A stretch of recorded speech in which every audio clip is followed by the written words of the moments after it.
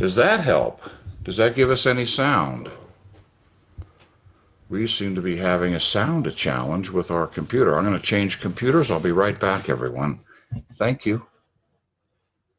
No, that's on. It's on? It's on. I can bring it up. Does that help? There you go. Good. We have sound. Wow, that's exciting. Thank you, everyone, for your patience this morning. We have sound. That's a critical piece when you're doing this kind of a program. And thanks for joining me. We're back live. I'll cancel the other live video when we get there. So thank you all for joining us this morning. And we've given everybody plenty of time to join us so we can dive right into this program. I've been pondering this weekend, a friend of mine.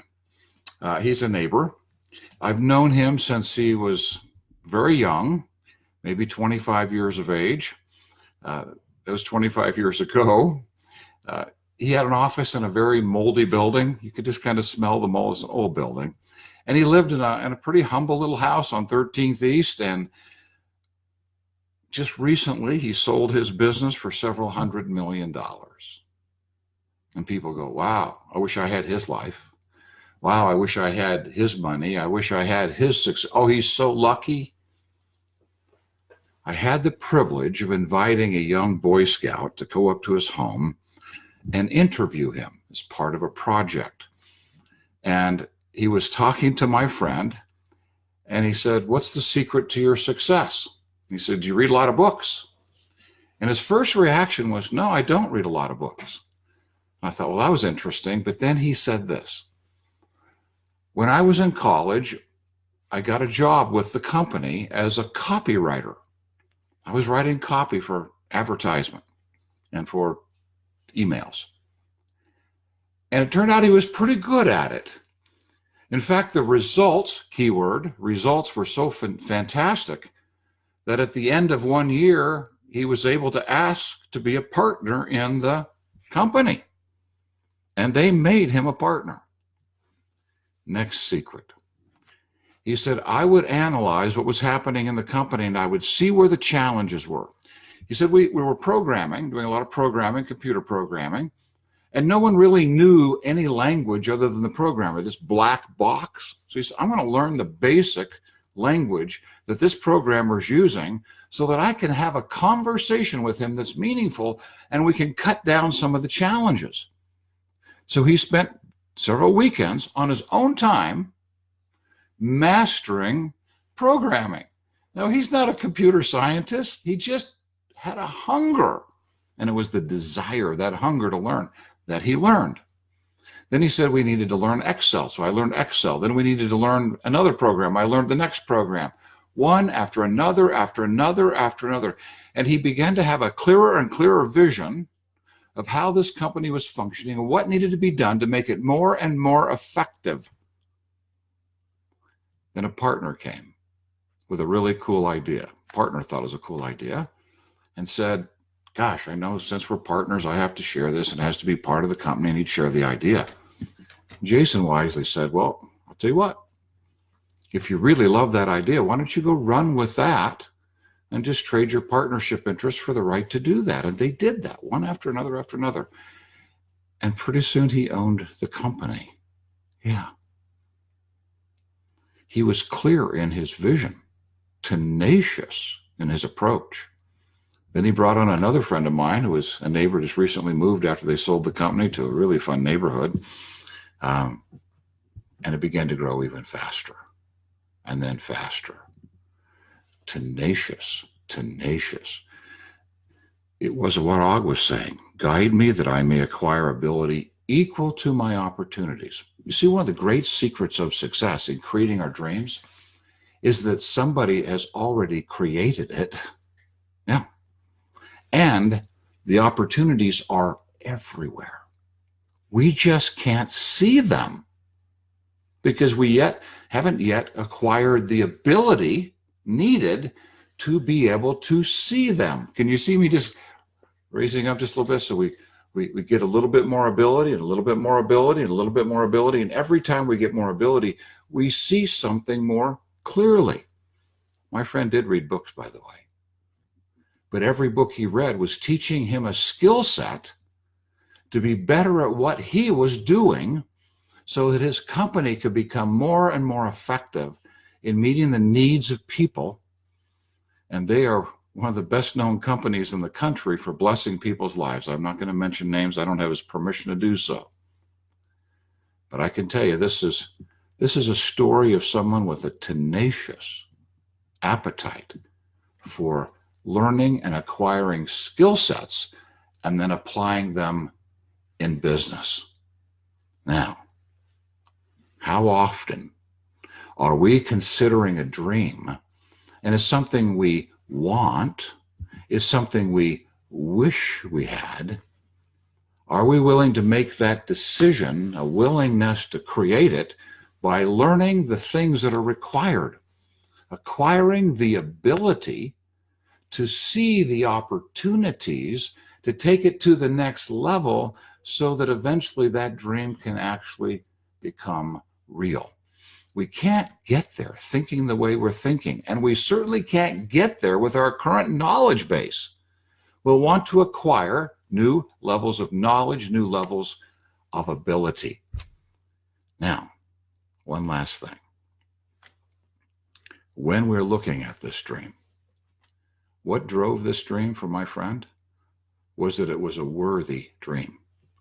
It has actually impacted the world. It's impacted the world. Are our dreams about getting, having, ease, less stress? If they are, we will not be willing to come back and pay the price of acquiring the ability and doing the work that's required to build the dream. Dreams don't just manifest, dreams are built. So he says, wow, that's just a lot of work. Yeah, it is. But when we have a dream and it's a worthy dream, our passion is ignited. Passion is a willingness to suffer for something we love. We will work without counting the cost or tracking the time if we have a worthy dream. How do we identify this? In the book Equanimity, I wrote that there are 4 steps to being able to identify a worthy dream. I'm going to give them to you, and then on our next session, we're going to go deeper. But number 1, it's something you can't stop thinking about. You're just thinking about it and thinking about it and thinking about it. And it is igniting passion and driving action. I am acquiring the ability. I'm taking the steps. I'm doing the work. That's how you know. Number 1, inspired ideas that are igniting your passion and you're taking action. Number 2, that dream encourages you. And the word encourage means to add to, encourage, add to your core, your heart, to stretch and grow and become. I said a moment ago, we can't realize this dream thinking the way we're currently thinking. We will not realize this dream with our current level of ability. So we're going to want to acquire ever-increasing levels of ability to handle those ever-increasing levels of responsibility with greater and greater levels of ease. We're going to want to do that, and that's going to require that we are uncomfortable, that we stretch, and we grow, and we become the dream. We become the person who would have that, who would be doing that. We become that person. So when we look at dreams, we think, especially if it's, I want life to be easier and less stressful. How in the world are we going to suffer for something that's going to make life easier? Can you see the conflict? It's going to require that we love and grow and serve people, but I just want to get away from people. Can you see the conflict? So we want something that inspires us, ignites our passion, drives our action. 2, encourages us to stretch and grow and become. Number 3, it's something that fosters abundance. Fosters abundance in 2 different ways. 1, we want to share it when it's created. And 2, we are hungry to teach other people how to do it. All these great people I know are so giving and so kind, but evidenced by the fact I'm taking a Boy Scout up to spend time with a person who for most might think doesn't have time for that, but that's exactly what he has time for. Matter of fact, his assistant told me that cold of winter, dead of winter, got a phone call. I need 12 sets of boots. Here are the sizes. Meet me down at the park. It's the park downtown where the homeless people stay. And when the assistant got there with the boots, my friend said, that pair goes to Terry. That pair goes to Bob. That pair goes to Jim. Yeah. He was that kind of person. So let us foster abundance. We want to share what we have, and we want to show other people how to create it. Now, there's a fourth step. The fourth step is we're willing to embrace the structure required to do it. Embrace the structure. Now, most entrepreneurial, independent thinking people intrinsically avoid structure. Intrinsically avoid structure. It feels like this. When we have thought processes we can't stop having, they're just always occurring. They're igniting our passion and driving our action. When it encourages, this dream encourages us to stretch and grow, and we're like my friend, this weekend I learned this, and the next weekend I learned this, the next weekend I learned this. I'm acquiring the ability to see the opportunity. As I'm on the journey, and when I arrive at the dream, I want to share it with others, and I want to help other people learn how to do this. The structure feels more like this. You feel that? It serves us. That's a worthy dream. What I know, absolutely know, without a doubt, is the dream that is about escaping and avoiding and less stress and less pain will never support this process. A dream that is about serving and lifting and building and changing lives and leaving a footprint on this planet can, if we follow those 4 steps. So let us take this. Og says in scroll 5, I'll live this day as if it is my last. I'll not let one drop spill upon the sand. I'll not spend one moment mourning yesterday's defeats, yesterday's aches of the heart, for why should I throw good today after bad? And then it said conversely, I'm not going to try to put tomorrow's gold in today's purse. I'm not going to spend my day in fantasy imagining what it's going to be like when I'm finally rich and all my problems are solved. Nor am I going to spend my time tormenting myself over things that may never come to pass. I'm going to spend today creating the most that I can with the time that I've been given. Well, let's see if we can't do that so that we can acquire ability equal to the opportunity. Oh, now I get it. We could do this. Then we could do, yes. As we acquire the ability and we begin to grow our dreams. We want so badly here at the Mandino Group for you to succeed in your life. We also are going to be a little tough every once in a while and say, we got to knock off this fantasy crap. This stuff where we go into the future and imagine what it's going to be like when we're rich and famous and whatever it might be, and when life is easier and less stressful. It doesn't work.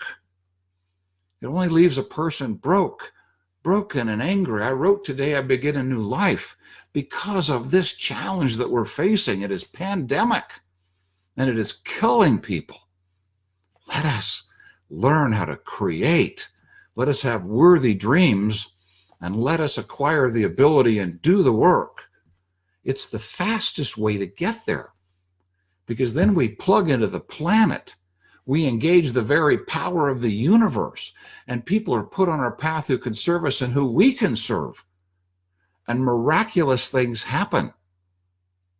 Not because we're in fantasy, because we're in creation. Blessings, everyone. Let's take Monday and make the decision. Today, I'm going to be a creator. I'm going to figure out how to turn my dreams into worthy dreams. I'm going to acquire that ability. and I'm going to begin this journey. I'm not going to be angry at the end of the day. I'm not there yet. It doesn't work that way. But I could be 1 millimeter, and I could celebrate that millimeter. Let's take on today. Let's create that success today, and then let's repeat it again tomorrow, and the day after, and the day after, and the day after. And eventually,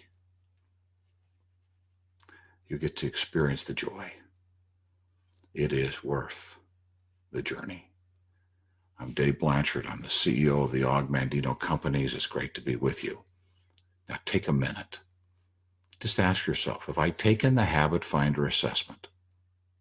What thought processes are in my way? Am I in fantasy? Am I frustrated by life? Am I beating myself up? Am I impatient? Am I running around like a chicken with my head cut off? Am I discouraged, frustrated, overwhelmed? Let's find the source and let's start changing these habits. As Paul, our president, says, that's as far upstream as you go. There's personality and behavior, and way upstream at the headwater, we find our habits of thinking. We can finally measure them. Spend 15 minutes. Go to habitfinder.com. It's free. You get the full report. There's no strings attached. You can click and ask for one of our Habit Finder associates to talk to you, to walk through the results, to help you better understand it. We are absolutely committed to your success. Our mission is your success. So take this on, go get your Habit Finder, and let's begin this journey of actually acquiring the ability and actually creating your dreams. Blessings. Thanks for everybody being on here. I see so many notes from so many people from all over the world. The Philippines. Oh my goodness. Welcome everyone. Let's take this on. Thank you.